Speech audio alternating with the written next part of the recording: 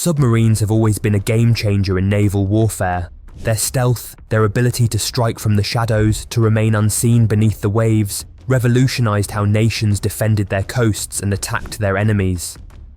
But what if Japan took this further in World War II? They did, with suicide submarines. Combining the power of submarines with the kamikaze spirit, they created Kaiten submarines, vessels piloted by men who knew they wouldn't return. It's a story of courage and sacrifice, and today in Legends of Aviation, we dive deep into Japan's secret weapon. Chapter 1. Japan's dire situation in 1944. By November 1944, Japan was staring defeat in the face. The once mighty empire that had swept across the Pacific with startling speed now found itself on the defensive. The Battle of Midway, fought in June 1942, had been a crushing defeat, not the stalemate that Japanese propaganda had initially claimed.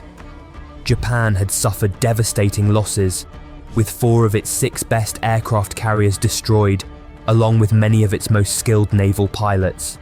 Meanwhile, the US was rapidly increasing its military production, sending more ships and planes to the Pacific each month.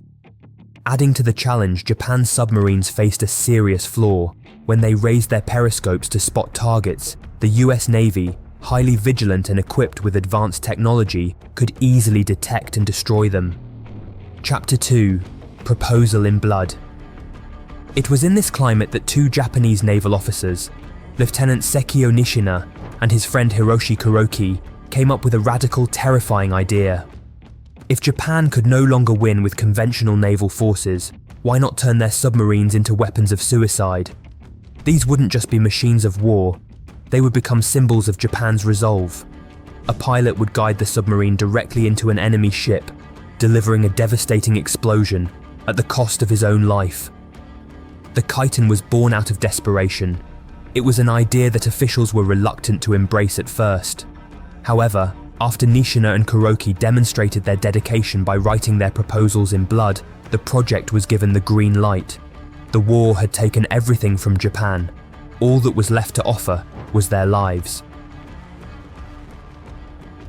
Chapter 3. The creation of the Kaiten. Imagine the pressure of creating a machine that you know will carry men to their deaths. That was the burden on Lieutenant Nishina's shoulders. With the help of his friend Kuroki, they designed the Kaiten, a manned torpedo that could carry a 1.5-ton explosive payload and reach speeds of 34 miles per hour. These were no ordinary submarines. At nearly 15 meters long and weighing 8 tons, the Kaiten was designed with just enough technology to ensure it would reach its target: a periscope, rudimentary controls, and a clock for timing turns. It didn't need much else because there was only one purpose: to sink the enemy, even if it meant sacrificing the pilot.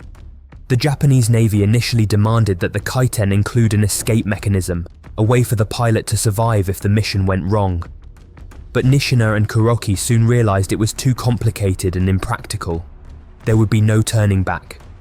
Once the pilot entered the Kaiten, his fate was sealed. Thousands of men volunteered to pilot these underwater suicide torpedoes, but only a few hundred were selected. They were handed over to Nishina and Kuroki for training, and every day was a reminder that this training would end in their deaths. Chapter 4.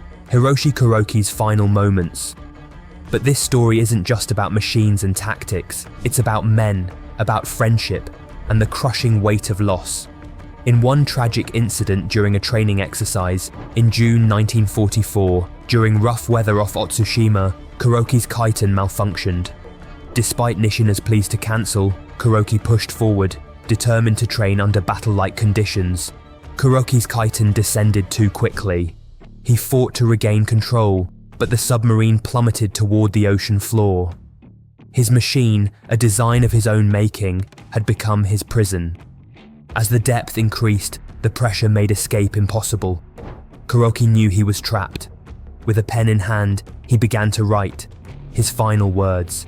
He scribbled a detailed report of the accident, absolving his friend Nishina of any blame.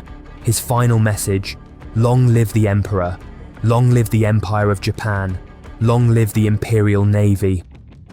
He closed his letter with a traditional death poem, written with the calm acceptance of a warrior who had made peace with his fate.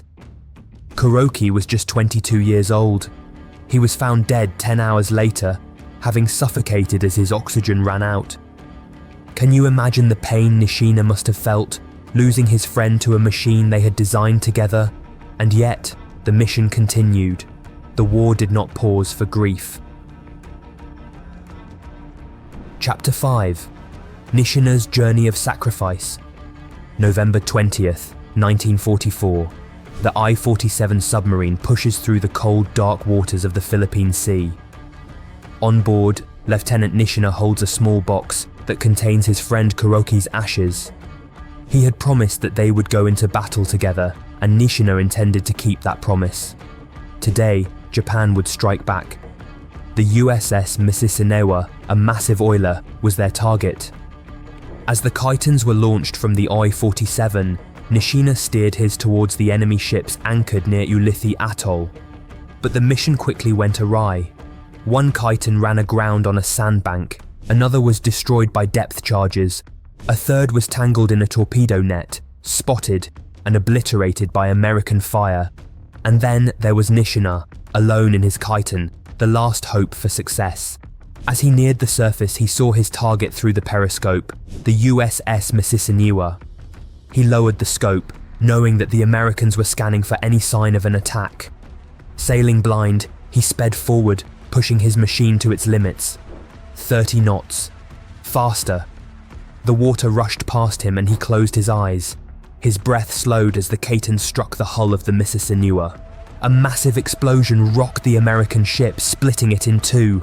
Fire erupted as fuel tanks ignited, sending plumes of black smoke and flames into the sky.